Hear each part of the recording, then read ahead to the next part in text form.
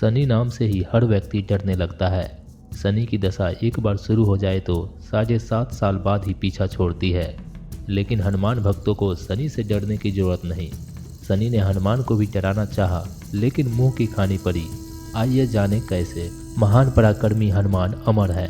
पवन पुत्र हनुमान रघुकुल के कुमारों को प्रतिदिन अपनी आत्म कथा के कोई भाग सुनाया करते थे।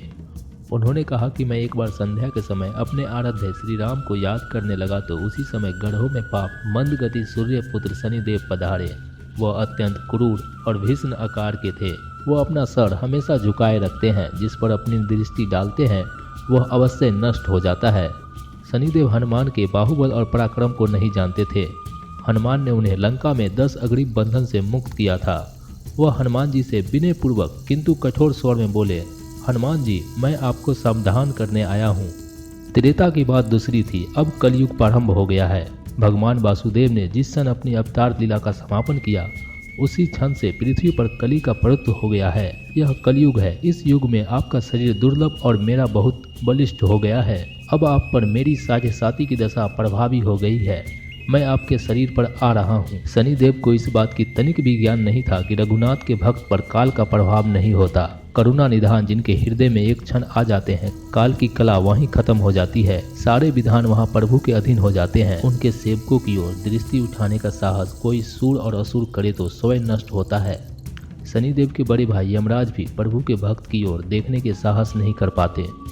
हनुमान जी ने शनिदेव को समझाने का प्रयत्न किया, आप कहीं अन्य जाए। ग्रहों का प्रभाव पृथ्वी के मरणशील प्राणियों पर ही पड़ता है। मुझे आप अपने आराध्य का स्मरण करने दे। मेरे शरीर में श्री रघुनाथ जी के अतिरिक्त दूसरे किसी को स्थान नहीं मिल सकता।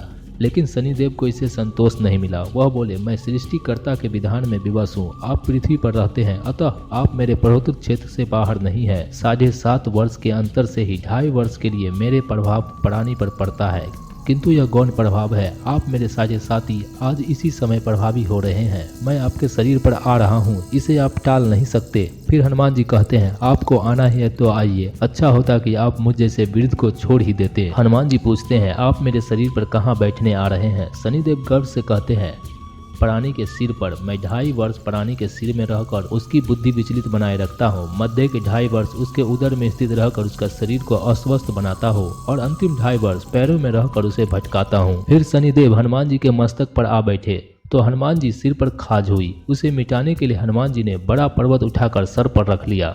शनिदेव चिल्लाते हैं, यह क्या कर रहे हैं आप? फिर हनुमान जी कहते हैं, जैसे आप सृष्टिकर्ता के विधान से विवश है, वैसे मैं भी अपने स्वभाव में विवश हूँ।